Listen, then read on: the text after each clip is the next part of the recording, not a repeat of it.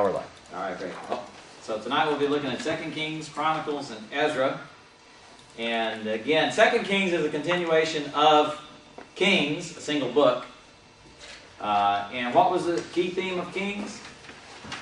That's mediated rule. That's Samuel. That's what I meant. Hey, you remember that. That's good, though. Kings is covenantal blessings and curses. Kings finishes a section that is of the Old Testament which is known as the Deuteronomistic history. Basically, beginning in Joshua through 2 Kings, you have the history of Israel detailed out. Joshua, then Judges, and Samuel, and Kings. Chronicles repeats it. But through Kings, you have this, and it's called the Deuteronomistic history, primarily because it really reflects on Deuteronomy. Primarily the blessings and curses. In Deuteronomy, God said, if you will obey me, you'll experience victory in battle. You'll have good weather, and your crops will grow, and you'll have children. They won't die in childhood or in childbirth. Your livestock will flourish, and all these kind of things. But if you disobey me, then you're going to have mold and mildew. You're going to have drought. You're going to be defeated in battle. Eventually, you're going to be taken as prisoners to other countries, and eventually, you're going to be deported. And really, when you look at their history, everything God said comes true in the order He said it. And He was really describing their future history in Deuteronomy chapter 28, 29, 30, in that area. And so this shows it. And that's why I believe Kings focuses on the covenant. Its blessings and its curses being worked out. And essentially, who brings it about? God does. God's in control. Behind the scenes, God is in sovereign control of everything that's going on. North and south. North and south. Now, He's responding primarily to the kings. Why? Because the people follow the king. So if you have a good king who worships the Lord, he makes everybody worship the Lord. You don't worship my God, I kill you. And so the nation repents. But is it a real repentance? Well, you see that as soon as the next king comes along, they switch allegiances. Now, even within that environment, there are those who remain faithful all the time. And there are those who remain rebellious all the time. So again, the message of the book of Kings is that God's blessings and curses on both Judah and Israel came in accordance with the covenant. And either they resulted from obedience, faith, obedience, or disobedience. So if you were obedient, you were faithful, you got blessed. If you're disobedient, unfaithful, you got cursed. And under the Mosaic covenant, this blessing and cursing is material. It's physical as well as spiritual. I mean, there were spiritual blessings. But it's really a physical kind of blessing because you have a nation, a country that belongs to God, a piece of property that belongs to God, that He's letting these people use, and He blesses them through that piece of property. It's an agrarian society. So He blesses them through rain or no rain, the very thing they're worshiping other gods for. Broad outline of Kings again, chapters 1 through 11. Is Solomon, like we had gone over. Chapters 1 Kings 12 through 2 Kings 17, you have the divided kingdom. And you go back and forth between Israel and Judah's kings. And how many good kings are there in Judah? Anyone ever did a body count? I never have, actually. It's a funny thing, How many good kings are there in Israel? Zip. Yeah, none of them ever get good. There's not a single good king. That one's easy. Some of them get almost as bad as Jeroboam. In the sense that almost is not as bad, I guess. But Jeroboam begins it, and it only gets worse from there. Again, key people, we went over Solomon, Jeroboam, Rehoboam, Ahab, and Jezebel. I guess you'd say Ahab and Jezebel is the pinnacle of wickedness. And you have Elijah and Elisha the prophets, you've got Hezekiah, and then you've got Josiah, a really significant player. He held off judgment for his generation. And you can see the impact that even an individual can have before God when they represent a nation. And so you had that Key events again, God's covenant with Solomon, the dedication of the temple, the division of the kingdom under Josiah, not Josiah, under Jeroboam and Rehoboam. Of course, the fall of Samaria is significant. Hezekiah's reign and the fact that God would deliver Israel because of Hezekiah's faith and then condemn them to captivity because of his disobedience is the, I guess you'd say, the ultimate example of the point being made by the book of Kings. I really think this is Kings in a nutshell. Blessing came when in faith Hezekiah chose to obey. I mean, his obedience was first rebelling against Assyria and then trusting God to deliver them and not anybody else. But then his disobedience led to the captivity. So faith led to deliverance, disobedience led to ultimate failure. And that's really the whole point of the book. And that theme reaches its climax, I believe, in Hezekiah. Josiah, then, is an example of how faith can still delay judgment. God responds to faith and faithfulness. But it didn't stop it. So again, summarizing 1 Kings, we saw chapters 1 through 11, Solomon's reign, and then 12 to 22, of course, the divided kingdom. Mostly bad news. And it does seem to focus a lot on the northern kingdom as they decline. Well, let's go on into 2 Kings then. And again, 2 Kings continues this concept. Covenantal blessings and curses. And you begin with this interesting little incident with Ahaziah, who falls and has an injury, and he chooses to consult Baal-zebub. Now, he's a pagan king. He's not a believer. The closest he might come is going down to Bethel to worship the golden calf. But he clearly disrespects God because he sends off a different god from a different country. I mean, it's a Philistine god. So, why does God kill him?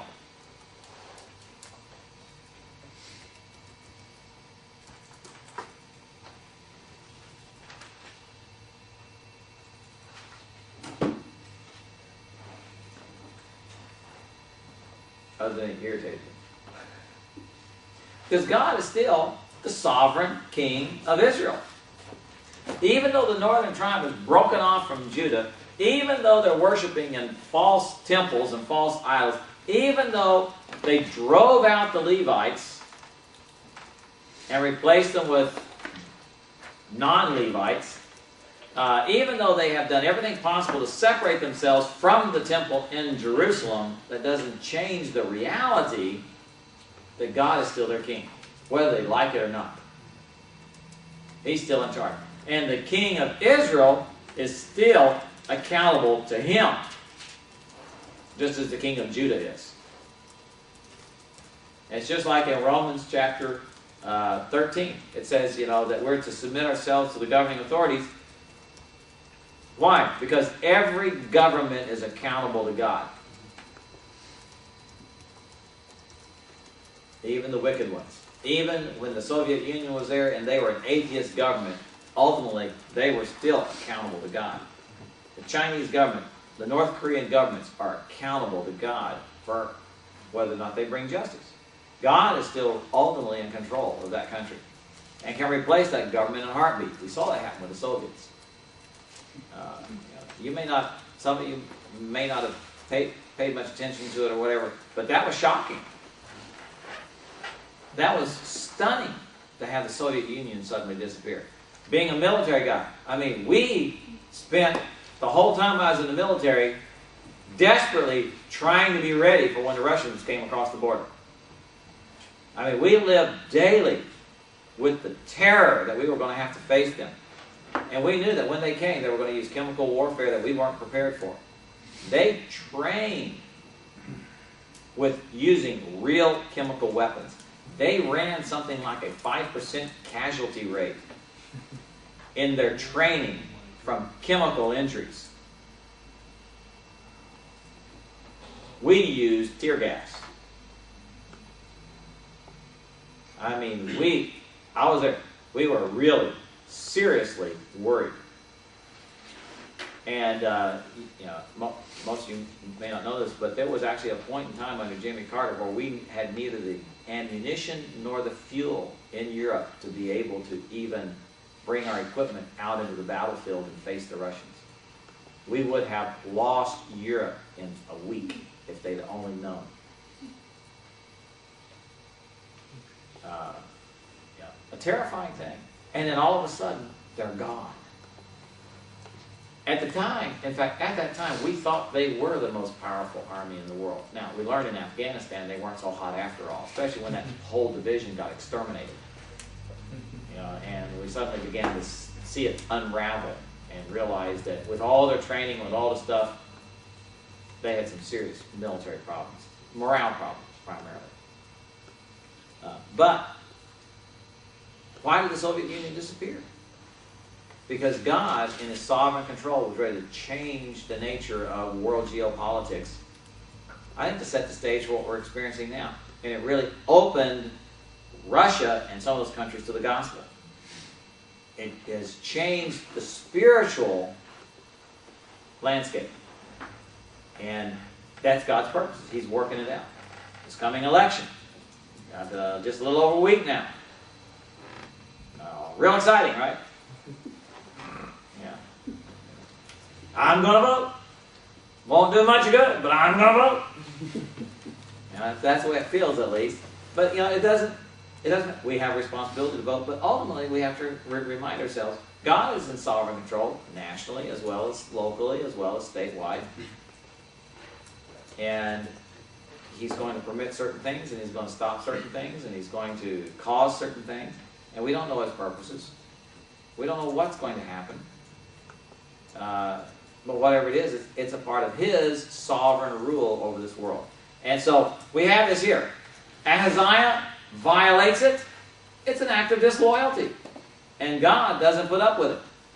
Now, this is an interesting story of the two commanders in their 50 who get cooked when they go to arrest Elijah. And then he finally goes to the third because he's sufficiently scared of him. And again, it's a funny story in a sense, but it's also a telling story. You know, God's representative strikes dead the representatives of the king, and then he finally just simply goes and says, "King, you're going to die. Should have consulted me. You didn't. So as a result, you get to die. See you later." And he dies. So God's sovereign rule is re-emphasized by this. Now, we move from that to a series of chapters of Elijah's ministry. And, you know, actually, Elisha's ministry. We have the changeover from Elijah to Elisha. But we have this series of chapters which is very different from Elijah's. Elijah's ministry has been what? How would you describe it? It's been more upfront, confrontational, political, power-based. He's there on the scene, very confrontational. Elisha's is going to be more behind the scenes with the common people and much more positive and helpful. Okay, so those are the difference. Now, chapter 2, we have Elijah being replaced by Elisha. Remember, when Elijah goes to the mountain, he's told, you're going to anoint 3 people. Who are they? First one is to be Elisha, to replace him. Then, who to replace Ahab and Jezebel? Or to take care of Jezebel and that family? A guy named Jehu. Yeah, he was a real Jehu. Yeah. We call him Jehu because we don't pronounce the J. We pronounce the J instead of the Y sound, but it was Jehu.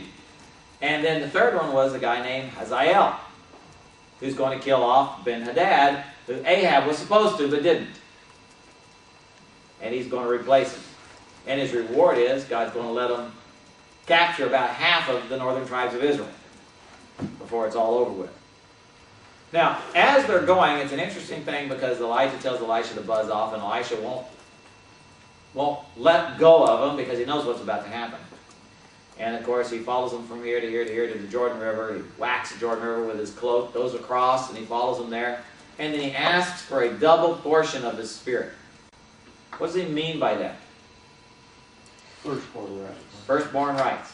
That's right. What Elisha is asking for is not that he'll have twice the Holy Spirit as Elijah, or even twice the ministry. He's saying, I want to have that position as your replacement within the family of prophets. I want to be the head prophet of Israel. That's what he's really saying. I want to inherit your ministry. So a double portion was the firstborn's right. And along with that double portion came leadership of the family. So that's really what he's asking for. And he gets it. Now, what demonstrates the fact that he's got the double portion and that he has inherited Elijah's ministry? Takes Elisha's scarf and basically strikes the water is the first thing he does, and it parts just like we were talking Exactly. about. Exactly. That's exactly the visible proof. Now, who's watching? Someone's watching. A bunch of young people. They're called youths. The term there in the Hebrew would indicate, 16, 17, 18-year-olds. And as he comes up from the river, clearly having crossed with Elijah, comes back alone with his cloak, does these things, and what do they say to him? Yeah, go up, old bald man. And so he curses them and sicks a couple of she-bears on them. And they get mauled. It doesn't say they were killed, but they get mauled. Now, I believe that this incident is recounted because it's indicative of something. There's a purpose. In narrative literature, you don't just tell stories because they're interesting. You tell stories because it's saying something about what God is doing. That's the thing. So when we look at this, we have to figure out, okay, why did he put this in here? Because it's not just the fact that a bunch of young people got themselves clawed up from mouthing off. I believe what it is they represent the nation and its attitude towards God and His prophet. And interestingly enough, the symbol of Assyria is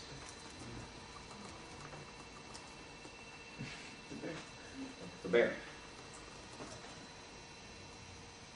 And so it's very possible that that's what's going on there. And it is a foretaste of coming judgment of God for rejecting revelation through His prophet. The nation is doomed. But the nation's attitude is one, they don't care that he's a prophet of God, with speaking with God's authority. See, it's not just, they're not questioning, are you a prophet? No, they're going, yeah, you're the prophet of God, so what? That's their mindset. So you have the northern nation at that stage of rebellion. That's the way to think about it. They're now to the point where they don't care. They are in rebellion. And judgment is coming. Now you have, in the next couple of chapters, you have the battle between Jehoram of Israel, Jehoshaphat of Judah, the king of Edom going up against Moab, and the help of Elisha. And again, you have some significant things that develop the message of the book here. Now, the strategy was this. If you're familiar with the terrain of the Middle East, of course, the Jordan River goes through the Rift Valley, as it's called. It's a big crack in the earth's crust that goes beginning north of the Sea of Galilee and goes all the way down into Africa. And, of course, the Dead Sea is about 1,300, 1,400 feet below sea level. Officially, it's like 1,335, but it's been drying for some years now, so it's about 10 feet deeper. So now it's probably about 1,350, something like that, below sea level. And if you've ever been there, it's hot as blazes even in the wintertime. And we're talking 100-degree weather, and it's dry as bone. Well, the way the terrain is, of course, you've got the Judean mountains over here. You've got this deep valley, and then you've got this rise, and then you've got, going off from there, the plateau, the East Bank Plateau, you might think of it, and it goes on into the Arabian Desert. So if you're going to come from Judea and come down the hills to attack Moab, which is the most direct route, they can see you coming for days. Because you've got to climb your way down. It's 1,500 feet down. It's a long, slow climb, very steep. And it's very visible. And you can see it's not that many miles across. So you can see, even on a hazy day, you can see what's going on. So you're not going to sneak up on them that way. So the strategy was, Israel and Judah get together, and they got to deal with Moab because Moab is breaking away. They've broken away and become independent. They were under Solomon's rule. They've gotten independence now because of the weakness of Judah and Israel and fighting amongst themselves. So they want to retake them. Edom's still under their control. So they have to go with them.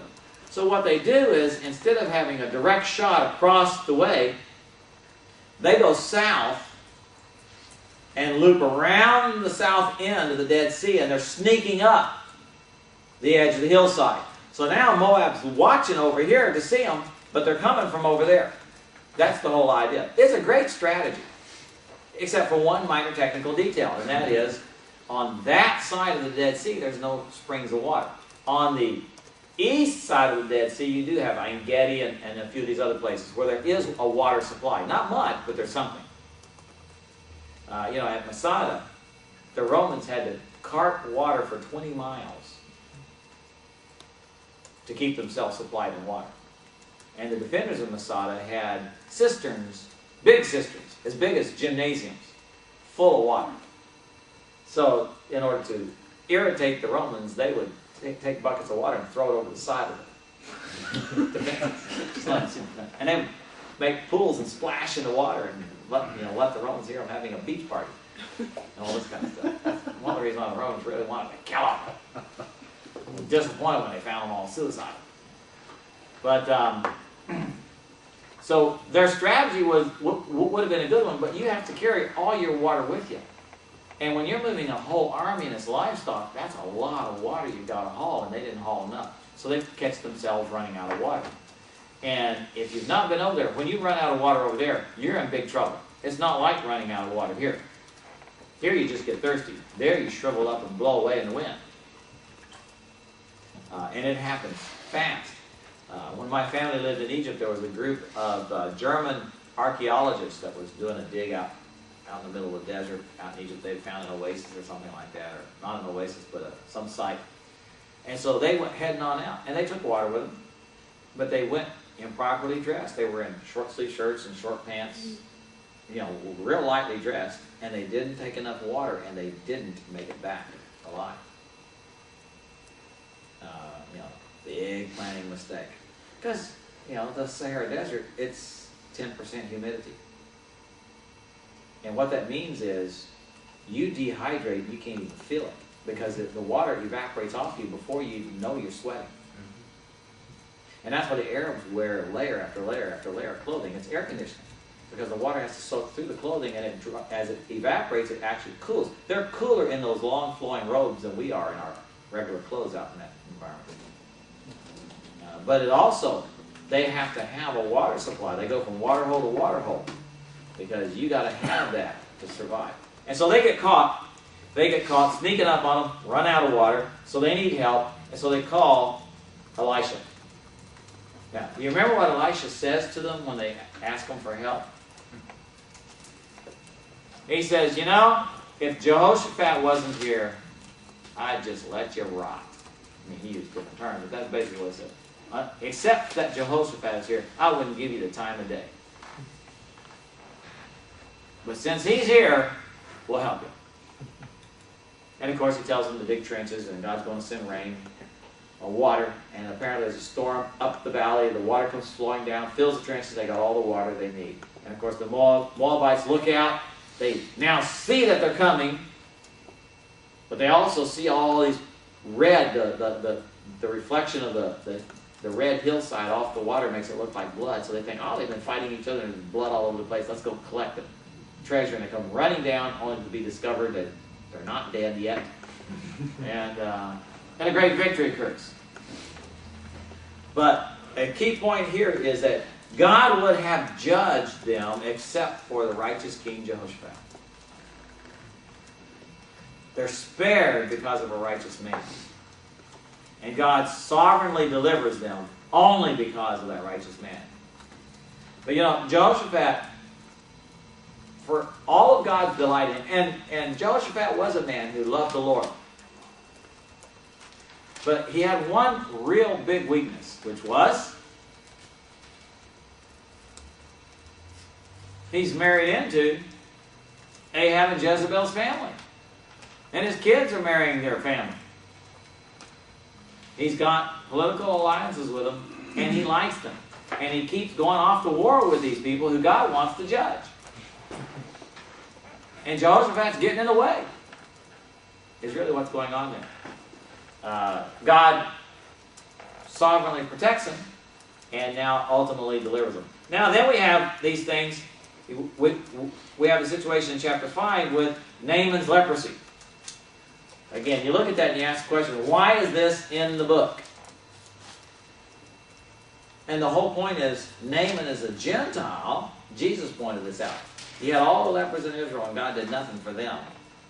But here this Gentile comes along and God does. Why? Because of faith. And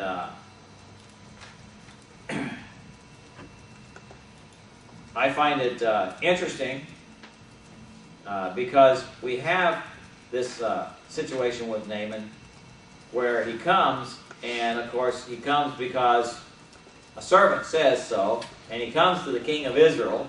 He sent. Now these guys have been fighting each other year after year, but it's a lull in the battles, and so Naaman goes to their arch enemy, whose territory they've been taking and fighting over, and says, you know, a letter from the king saying, heal my general. And have you ever wondered why it was that they didn't just kill him right then when they had a chance? I mean, what kind of a world are we in where 1 week this guy's leading his armies to take one of your cities, and the next week he comes into your capital and has dinner with you, and you treat him like a guest? You ever wonder about that? Sounds like what we're supposed to be doing with Gitmo. Sorry. Oh, yeah. No, yeah. In their world, I think what it is, there really wasn't anything personal about it. I mean, it's just standard fare. You conquer your neighbor. And they didn't take it personally. And when it wasn't battle time, they did business with each other. You know, when the Israelites and Philistines fought over valleys for agriculture, you often forget that during most of the year, they're trading chickens. I mean, they're only a mile apart from each other. They're going over and doing business with each other. You know, but then when it's time, the king says, okay, now let's go bash their heads in. They tell the neighbor, well, we'll see you in a little while, get your armor on. And there were probably some cases where there were friends on each side, and they sort of had an understanding of, you know, I won't kill you if you won't kill me. That kind of stuff.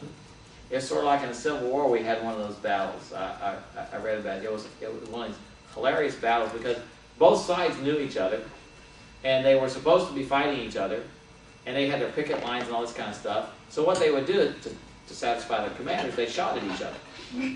But what they did was they hollered, okay, it's our turn to shoot. And they hollered, okay, heads up. You know. Okay, it's your turn to shoot. Okay, get down. All right. Yeah. Those are some of the funny things in the wars. And it could have been that too. So, on one hand, they're deadlocked enemies, but on the other hand, they respect each other. Now he comes, and it's a familiar story. He comes and he wants to be healed, and Elisha tells him what? Yeah, they'll dip in the Jordan Creek 3 times. Actually, what one? 7 times or 3 times? 7 times. Yeah. 7 times. And of course, he's offended because the Jordan River, except in flood stage, was very unimpressive. It's like when on our honeymoon, my wife and I went to Santa Fe and saw the Santa Fe River in Santa Fe. Have you ever been to Santa Fe, New Mexico, and seen the Santa Fe River in Santa Fe? The Santa Fe trickle of water going down a ditch is not very impressive. And when I say trickle of water, I mean it was only about this wide and only about this deep. You're going, this is the river? Well, the Jordan wasn't a whole lot better. That's why, when John the Baptist was baptizing, they said he was baptizing in a certain part of the Jordan River because there was lots of water. There was a dip in it, so there was enough water to be able to baptize. But during certain parts of the year, there wasn't a whole lot of water coming down the Jordan River. Now, during spring, during the rainy season, it's a raging torrent. And so he's unimpressed. Of course, he dips, he's healed, and he makes an odd request, which is, can I take back a pile of dirt? I'm going to become a worshiper of Yahweh. Can I take back a pile of dirt to worship Him on? Now, here's the interesting thing. Elisha doesn't say, well, He is the God of all the heavens and all the earths, and you don't need to take dirt from here back. The worldview of Naaman is the way they thought of the gods is that each god had his own territory that he was sovereign over. And so Israel's God would be sovereign over Israel. And if Israel and Syria fight a battle, then it's Israel's God versus Syria's God expressed on the battlefield. And whichever God is more powerful, you win. Well, Syria's God has been winning lately, from their perspective. They've been taking territory from Israel. But he now wants to worship Israel's God. So in his view, you bring back a part of Israel, and then you stand on its soil, and then you're in that God's territory, and it's an act of loyalty. So why doesn't Elisha correct his mistaken theology?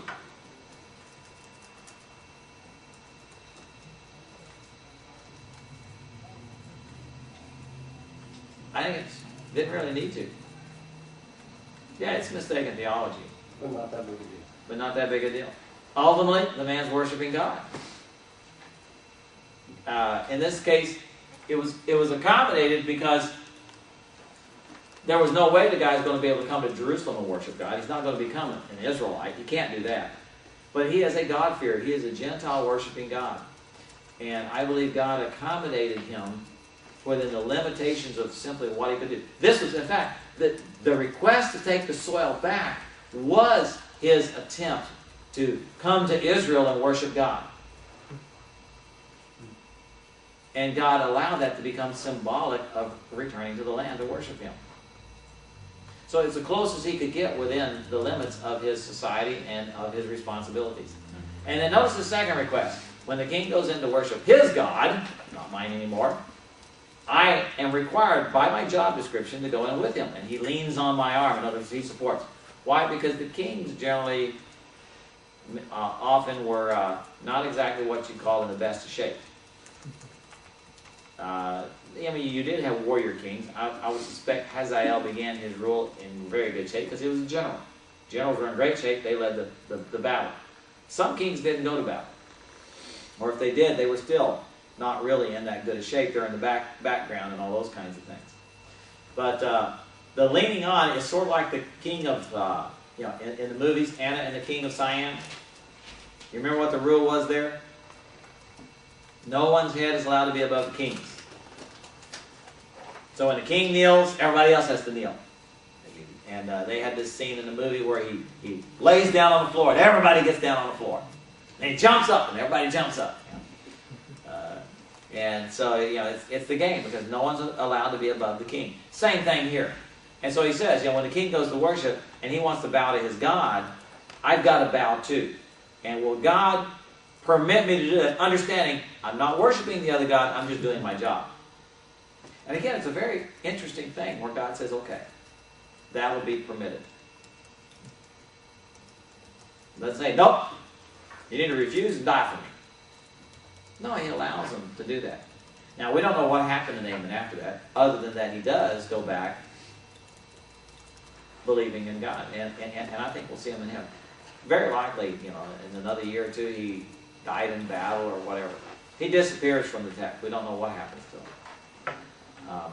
But yet we see now, as Israel is drifting farther from God, even the enemies that God's using to judge them are coming to faith. And his prophet, who's been rejected by the nation, is able to bring deliverance to widows and Gentiles, but not to the nation itself. You know, and mercy is available, but it's not being experienced because of their rejection of him. So we move from this, and we see this exhibited more with the situation with, we're taken to a situation where he helps a prophet whose axe head gets lost, and he does magic. The axe head floats. Earlier in, I think it's chapter 4, you had a situation with a widow who's provided for. You have unpoisoned food. A lot of little people he's helping. He's helping the little people who are men and women of faith, who are trusting in God. God's sending him to help those. He helps Gentiles, but the nation itself is experiencing neglect because of their rebellion. Now we have this situation where in chapter 6, after the Aramean army is delivered over to the king, you know, the famous thing where the army comes to surround the city and the angels of God are there and he blinds them and hauls them in. And again, they feed them, they give them a banquet, and they go back home and leave them alone that year. But a year or two later, here they're back again, and they're winning. And we have this, again, another interesting story where the famine is so bad, they're starving to death, they're eating, you know, anything they can. And then the king is finally mad about it, and he wants to kill Elisha. And Elisha instead says, you're going to be delivered tomorrow. Food's going to be cheap tomorrow. And the general, who's equivalent to Naaman, the guy who's Naaman's equivalent in Israel's army, the one on whom the king leans, his right-hand man, says, you know, it can't be. And again, it symbolizes the lack of faith, the rejection of God. In the face of God's prophet, who's called down fire from heaven, who's done all these things, who's clearly helped the little people, and they're going to know about that. He says, God can't do it. And so he's cursed, but he's told what? You'll see it, but you'll not eat it. And you wonder, how can that be done? And of course, the story is what? The two lepers, they find the food. You know, God chases the Arameans off. They hear the sound of an army and they flee. They just drop everything and flee in terror. And these two guys find it. They hide the treasure, feast, and then feel guilty. And go to report it. And of course, they send out a patrol just to confirm, and they come back and say, yeah, they're gone. And who has to open the gate? This general. Who's standing in the wrong place at the wrong time? This general. You know, it's bad. It's as bad as what happened when Walmart opened up with the Cabbage Patch dolls. I don't know if you remember that or not. People died. You know, they announced they were going to have them on a certain day, and people were standing around the front doors, and as soon as they opened it, it was just this herd, and someone tripped and got trampled and died. Oh, Cabbage Patch dolls.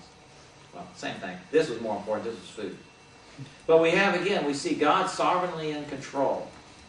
And he's judging those who are rejecting his revelation, either who are in rebellion against him, but he's blessing others because he is running their history. And there's blessings and cursings going on. Right now, he's blessing the little people, but he's cursing the nation and their leadership. So you have this going on. Now, in chapter 8, we have the Shunammite woman, who's a Gentile, who recognizes him as a prophet of God, provides for him, and then is given a child. But in that same thing, you have Hazael getting anointed and replacing Ben-Hadad. And it's interesting when Elisha anoints him, what does he do? He begins to weep. For what reason? He knows what Hazael is going to do to his countrymen. He says, you're going to kill our young men and you're going to rip open the bellies of our women. Why? Because they were cleaning out territory. They were taking territory and killing off the Israelites and occupying their cities. And he was going to be a brutal conqueror. And he recognized that. Now, he sends a prophet to anoint Jehu. And in chapter 9, it's a significant thing. If you'll notice, he gives the prophet instructions on what to say. Again, in studying narrative literature, one of the things to notice is what is said and what is not said. And it's called stylized speech. You got this same thing supposed to be said twice, but it's not. The second time, when the prophet gets there and anoints him, he not only tells him, you've been anointed, but then he says, now God's given you a task. And he adds to his instructions. And says, God wants you to wipe out the Omride dynasty. Wipe out Jezebel and all her descendants. And Jehu does that. He immediately gathers up his stuff and he heads out and he kills Jezebel's son and heir, Joram, in Naboth's vineyard, where Ahab was going to die. So he dies in his father's place and faces God's judgment for the murder of Naboth. And again, his blood is licked up right at the spot where his was. God avenges the injustice done to Naboth. And the thing is, this is something that I have to remind myself of, is that God will bring justice, but sometimes not in our lifetime.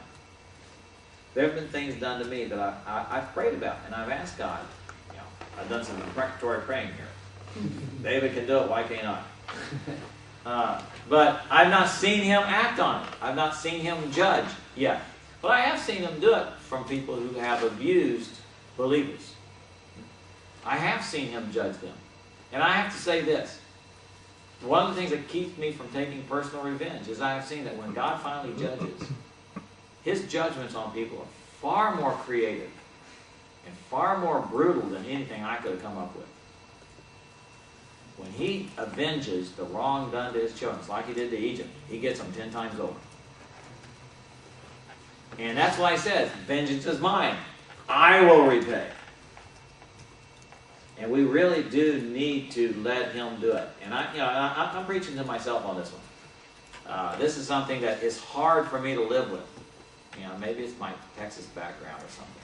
You know, I may take it into your own hands, slash and burn, and what does it matter as long as someone hurts? You know, I mean, I'm a vengeful person. You know, I thought Rambo was a wimp. And, so. But that's what we're supposed to do. And so God uses Jehu to avenge all the wrongs done by Jezebel and Ahab. And he takes that vengeance out on not just Jezebel, but all her descendants.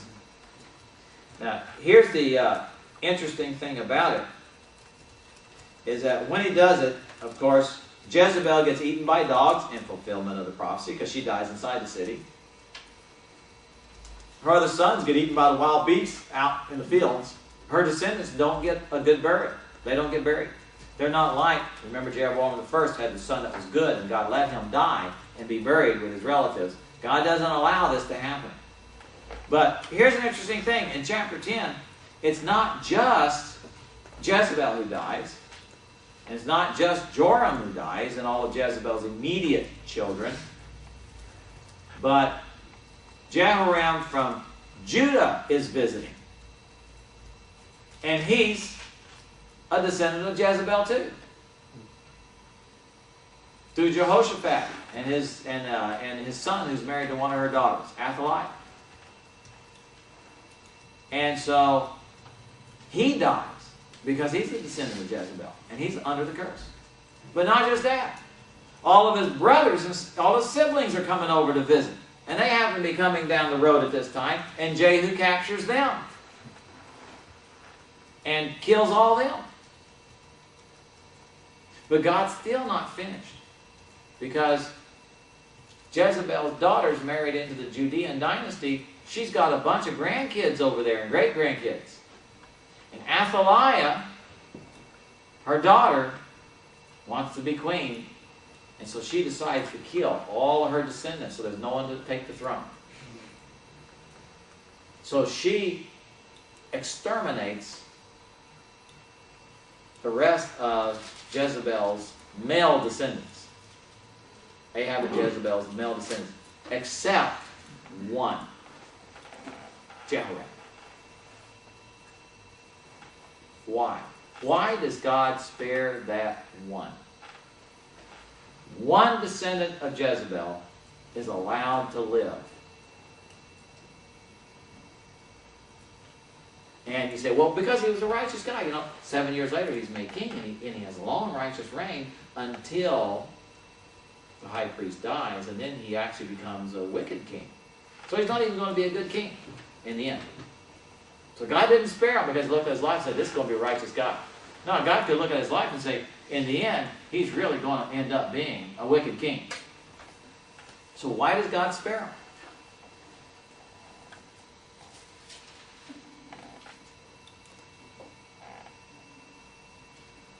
Is he a descendant of Jehu?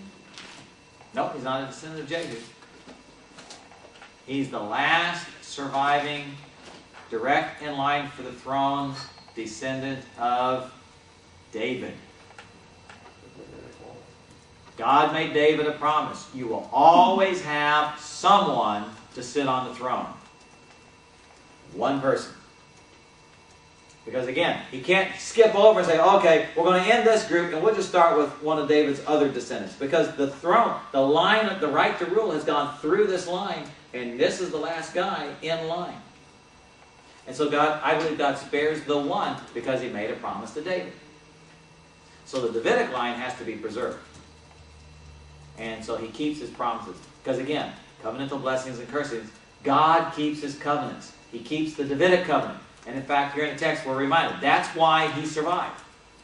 Because God had promised not to allow David's light to be extinguished. He's going to preserve his line, so he does. Now, Athaliah does rule for the next 7 years, and then you have the conspiracy, and she gets bumped off and replaced. But that's where it's going from. Now, God fulfills this curse as well in chapter 10, because in chapter 10, Jehu not only wipes out all of Ahab and Jezebel's dynasty, but he kills all. Remember, he asked for all their sons. He kills all their sons, all their descendants, but he also kills all their relatives and everyone in the power base of their government. In fact, the very leaders who are raising the sons of Ahab, who turned over their heads, left their bodies behind, chopped their heads off and delivered them, he then executed them as well. So he not only killed Ahab, Jezebel and her descendants, but he killed the whole government around them. And then, of course, he calls for the special feast to Baal and has them check, make sure there's no Yahweh worshippers there. And he attempts to exterminate Baal worship from Israel. Now, he fails because ultimately Israel goes back to Baal worship. But at least at that point, he wipes out Baal worshippers. Now, God is pleased with this. This is probably the most righteous of any king in Israel. Jehu is probably the best. What's his reward from God? 4 generations of his son set on Right. the throne. 4 generations. Never lasts more than 4 generations. That's the ultimate blessing from God in the north. 4 generations. Yeah, he gives them 4 generations. Then we're also told what? That still, even after doing that, Jehu did not depart from the sins of Jeroboam. See, he never made it all the way back. It was only partial obedience. But even partial obedience brought blessing from God, who sovereignly was in control of their history, and elevated Jehu because of this. And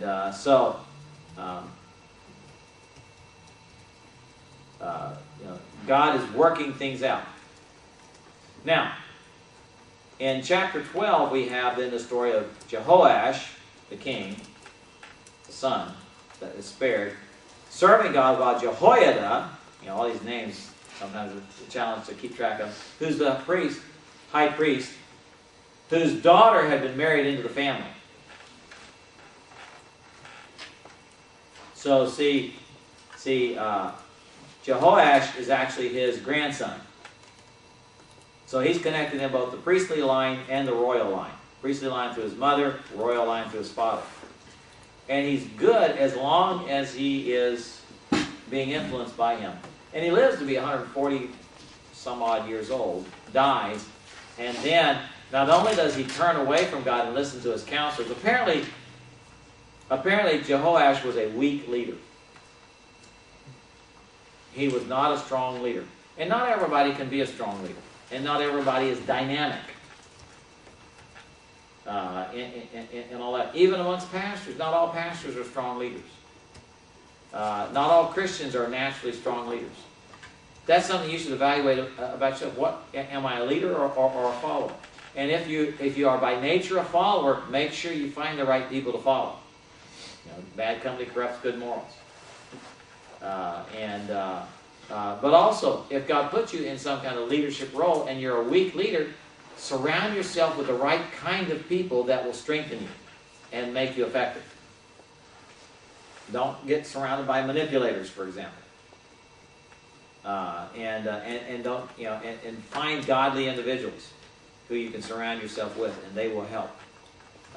He fails at that. He listens to his counselors. Zechariah,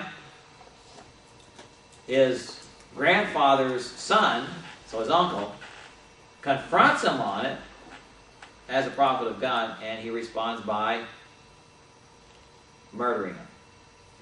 And he's the Zechariah, I believe, that's referred to by Christ as the one who died between, I think he said, the gate and the altar or something like that. That this is the Zechariah who Jesus acknowledges as someone whose righteous blood cries out, and who was persecuted because of his faith and the truth.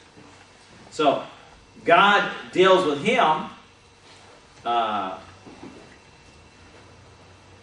and then the story turns to, the question of Hazael and his conquest over Israel. And we're told that he was just pounding them, and then finally God raised up a deliverer. Apparently, he raised up some military leader, doesn't tell us who it was, who was able to bring some victories and stop the encroachments just because he felt sorry for them. Again, you see the sovereignty of God in this. Israel's being defeated because of their sin, but their defeat can be stalled off because of God's compassion. Now, you have that, and then you move into chapter 14 with Amaziah. And you have, in 14, you have a period of blessing. And 14 talks about the reigns of Amaziah, and then Amaziah is followed by Uzziah, and Jeroboam II. We call him. He's just called Jeroboam in the text, but we call him Jeroboam II. Again, a descendant of Jehu. And during this time period, between Amaziah and Jeroboam II, the nations once again have relief, and Jeroboam II regains all the territory lost to Hazael. Hazael's dead now. There's a new king in Syria, and he's apparently weak. And that, but also, historical background, Israel and Judah expand their borders back out to where Solomon had it. Now, why do you think they're able to do that? What's happening north and south? Well, to the south, Egypt is weak. And to the north, Assyria, which actually, when you look at some of the historical records and things, had been a force for a while. They go into a period of decline. They have a couple of plagues that sweep across the country. A lot of their people die. And remember, in this world where it's all hand-to-hand combat, your strength is measured by how many young males you have to put on the battlefield. You have a plague sweep through and your young males die, you're in big trouble. And as you know, young men have a much higher death rate than women. Why? Because guys are dumb. They do dumb stuff. They get themselves killed. But here, Assyria is experiencing a time period of weakness. Interestingly enough, here in 2 Kings, you have the ministry of Jonah under Jeroboam II. And the thing I would note about Jonah, he's the only prophet to the northern tribes of Israel who ever had anything good to say to them. Yeah. He was he must have been popular. He got to announce their victory. Now, I think this gives us some insight into the book of Jonah. Why would Jonah not want to go to Nineveh and announce deliverance? Well, for one thing, he's a patriot. He loves his country. They've been being brutalized by the Assyrians. Some people believe that the Assyrians may have been the inventors of terrorist warfare. I mean, the kind of things that they did, you did not want the Assyrians to come attack you. They were, well, remember the Assyrians are the Sunnis. The Sunni triangle in Iraq is the Assyrians. And you see what they're doing to the Shiites, torturing them to death. Well, that's just standard fare for an Assyrian. Now, the Shiites in Iraq are the Babylonians. And they were neighbors, and they hated each other. And the Babylonians weren't much nicer than the Assyrians. But, a typical Assyrian tactic would be to sneak in and surround a village. And capture everybody in it, and impale them all on stakes. And then sneak off. So, the next morning, you wake up, and you live over the hill from this village, and you haven't heard anything. But your cousins live over in the village, and you're going to take them some chicken. Because, your mom had promised them. They could have a couple of laying hens. So you come over the hill, and you see all your cousins hanging out there. Unfortunately, they're hanging out on posts. And the next week, this village over there gets it. And villages don't have defenses. I mean, that's why they're villages. So what are you going to do when that happens? You're not going to wait for them to come get your village. You're going to pack your stuff up and you're going to head out. And so they terrorized the territory. Now when they came to attack your city, you got to wall the city. All right, we'll defend ourselves. Well, first of all, they put the siege walls around it. And, but they wanted you to know how all your relatives who didn't make it there were doing. So they lopped their heads off and lobbed them over the walls so you could see how they were doing. Psychological warfare. But that wasn't the worst of it. They would capture people, and they would skin them up. They would impale them on boards and literally peel the skin off of them and keep water on it to keep it moist, to keep them alive. And then when they wanted to get the people's attention, they'd throw salt on them. This is the Assyrians. And when they would take a city, they have records of things like they would take all the people in the city, again, behead them, pile their heads up in a pile outside the city, and the general would ride his horse up on the top and wave at the troops. I mean, we're talking brutal. Again, my generation, we grew up hating the Russians. We lived with the threat of nuclear warfare. And it's really funny because at the college we had a couple of Russian kids come to be students. And the initial emotional reaction goes all the way back to my years of childhood, where we prepared ourselves to get nuked by the Russians. And of course these kids, they're just part of the common folk. They were never part of the communist system or anything. They were victims as much as anybody else. But your initial feeling comes from the Cold War days. And so how would you like to have been drafted by God to go to Russia and carry them a message that's going to ensure that the Soviet Union will survive for another 150 years? This is what it turned out to be. That's why Jonah doesn't want to go in the book of Jonah. Because he knows they're going to repent, and he knows they're going to be blessed, and when they get blessed, they're going to come back to power, and who are they going to come eat up? His cousins. Sheds a whole new light on that. Yeah, that's why he would rather drown or go, run west than go east. Well, that's why he goes and cries after they do repent. That's right. I always was like, what's his deal? That's why he is mad. Because when they said we're repenting of the wickedness in our hands, I mean, their hands were blood covered. Yeah. And so you got to feel for what that's going. So Jonah has this wonderful ministry. Assyria is weak. Israel is growing, and they have phenomenal prosperity as a result. Because remember, when they expand their borders, what do they gain control of? All the trade routes north and south. What does that mean? You're collecting tribute. Money's flowing in. You're Exxon. Biggest profits in decades. Setting new records. And ExxonMobil, they're thrilled right now. Same thing. So they're experiencing all this blessing under this king. And Judah's experiencing it too. Both Jeroboam II in the north, Judah in the south, and they're still buddies.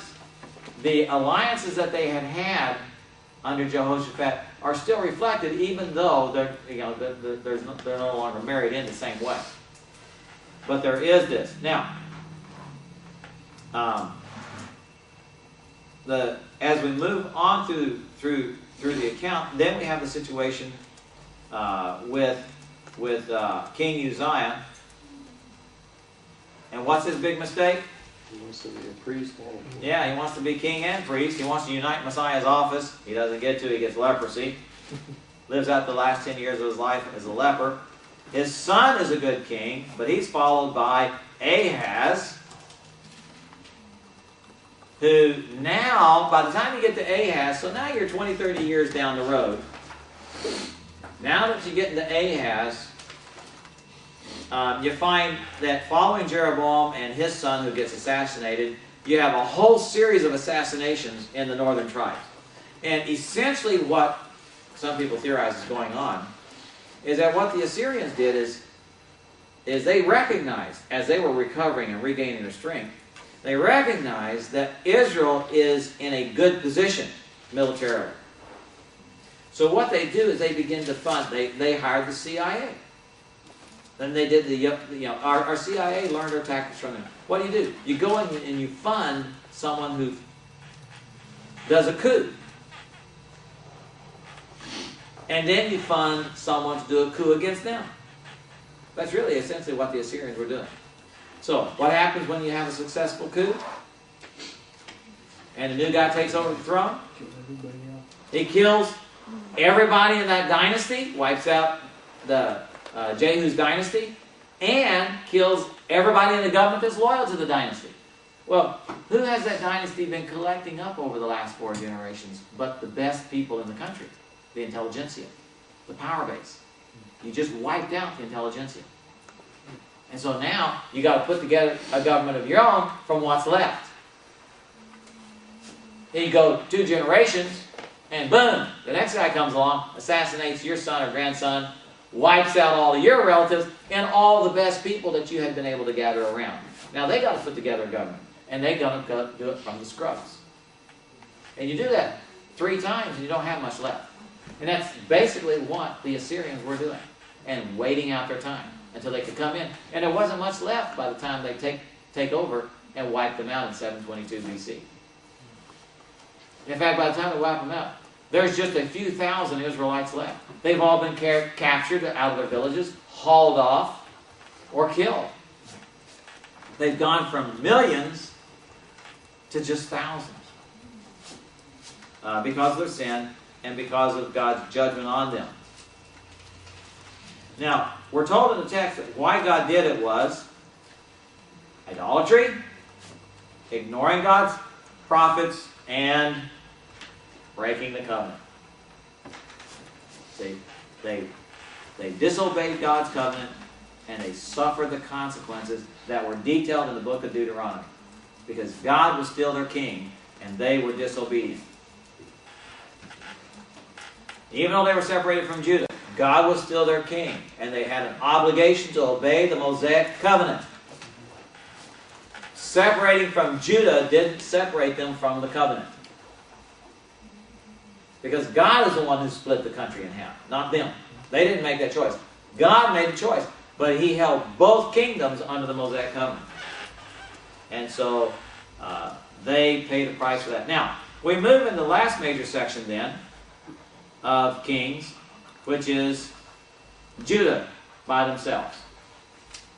Beginning in chapter 18.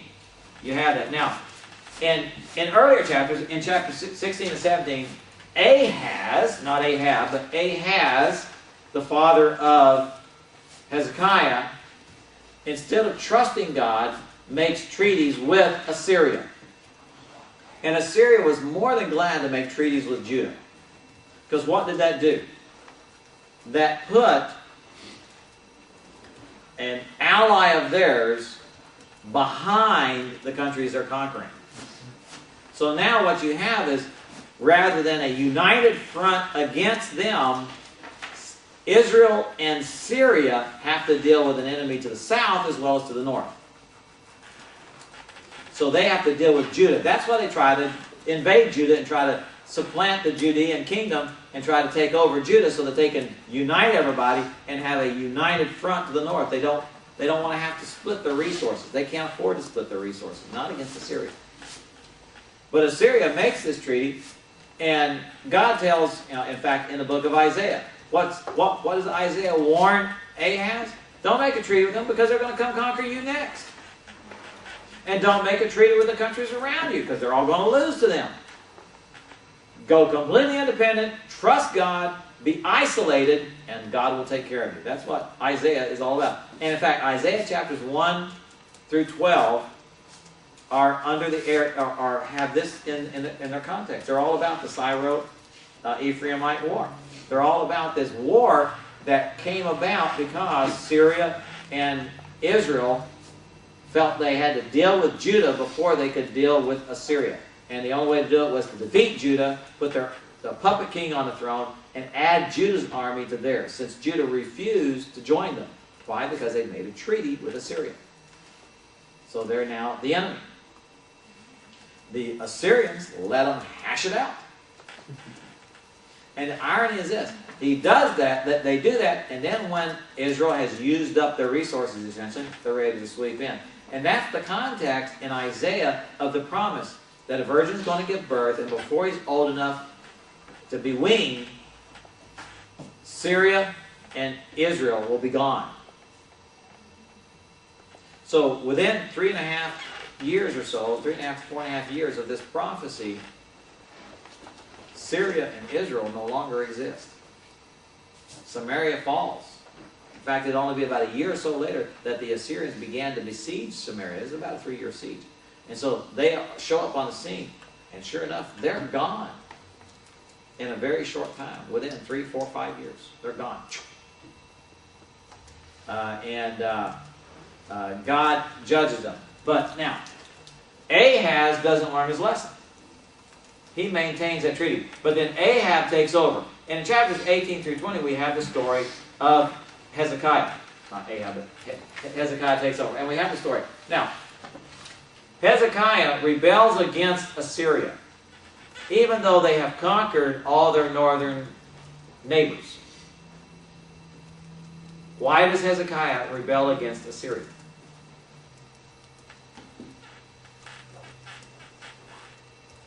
His father made a treaty. Why would he break the treaty? I believe the reason he does it is because he's trusting in God. He's being obedient. God, through Isaiah, had told Ahaz, don't make any treaties. When Hezekiah comes on the scene, he says, Isaiah, I think I'm going to obey God. I'm going to break my treaty with Assyria. And he does it in isolation. He's alone. Now, we're also told that a part of the reason for this is because God was judging Judah for their sin. Because of Ahaz's sin, he'd already been told, if you make a treaty with Assyria, they're going to come conquer you. So here come the Assyrians. His son rebels, and here they come, and every city except Jerusalem is destroyed and emptied of its population. They're hauled off to Assyria as captives. Every city and village gets wiped out. The only people left are about 50,000 people inside the walls of Jerusalem holding out. And, I mean, there's those that scattered, fled. But we're told that, for example, the Edomites were capturing them and handing them over. Same thing happened against the Babylonians. But they're judged. They experienced this defeat not because Hezekiah was obedient, but because Ahaz was disobedient. And even though Hezekiah is now on the throne, the nation still is going to suffer because of Ahaz's sin. And so they face it. But Hezekiah continues to trust God, and God delivers him. Now what we do know from history again is that Sennacherib has in his own records the fact that he conquered all these other cities of Judah, but not Jerusalem. But he describes his situation with Jerusalem as having hemmed up Hezekiah, or caged him like a bird in a cage in Jerusalem. So he did besiege Jerusalem, but he never claims to have taken Jerusalem because he didn't. But he also fails to mention 185,000 soldiers that died in one night, and he had to retreat. That's why he couldn't take Jerusalem. For some reason, missed that point. But he was very impressed with their conquest of Lachish, a defensive city in Judah, so much so that he put it on a mural on his wall, and that's now in the British Museum. And Lachish was a fabulously well-designed defensive city. Their entry gate was designed to make it as hard as possible. And apparently Sennacherib was very impressed with their defenses and impressed with how well his army finally took it. It took them a while, but they took it. There was a couple of cities that held out for a while. And Lachish was one of them. And we have found potsherds of messages that were going back and forth. And one making a note about the fact that the beacon fire wasn't lit that night. And it would have been, I guess, the day after they fell. And so we have that. But God does deliver. Now, Hezekiah's great sin is what? Having been delivered, having obeyed God to go independent from Assyria, having been delivered by God, even though the nation was under God's judgment for its sin, because of his faith, God delivers them. Then he turns around and does what? Makes a treaty with Babylon. The very opposite of what? Why is that such a big sin? Because God is their king. They're supposed to be trusting in God for their safety and their defense. And they're supposed to stay independent because God's getting ready to judge all these nations using Babylon. And they're supposed to just stand back and let God deal with everybody else and obey God and trust him, and he'll isolate them and protect them. And they do the very opposite. They make a treaty with Babylon with the idea that now we'll have the back door of the Assyrians.